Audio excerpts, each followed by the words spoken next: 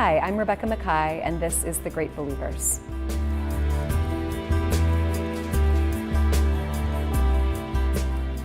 I thought that initially I was going to just do a lot of checking books out from the library, assuming that there would be multiple nonfiction accounts of the AIDS epidemic in America's third largest city, and there was not a single one. That is wild. Yeah, so I instantly was thrust into primary source research and interviews. The two doctors who started the major AIDS unit in Chicago that I write about in the book, nurses, activists, lawyers, journalists, historians, survivors. I had just, hours and hours of interviews with them. And it was a blessing in disguise for my book. Those interviews I was getting, it was emotional research, it was psychological research. I learned a lot about life from talking to those people that has nothing to do with my book. Yeah. But I think it enriched my book.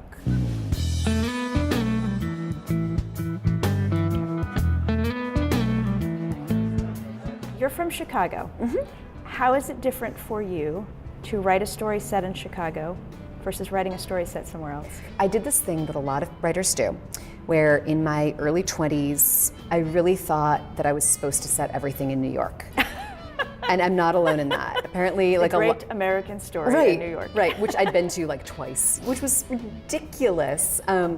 And then kind of embraced the fact that I could write about Chicago. But this was the first time I really wrote about it. And I loved it. I loved partly that my research into the history of the AIDS epidemic in Chicago really transformed the city for me.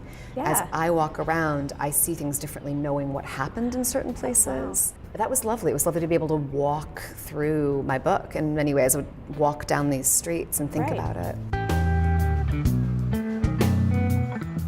I had a professor once who swore that writing short stories was infinitely more difficult than writing a novel because of the constraints of the shorter form. You are a master of both. Was he right?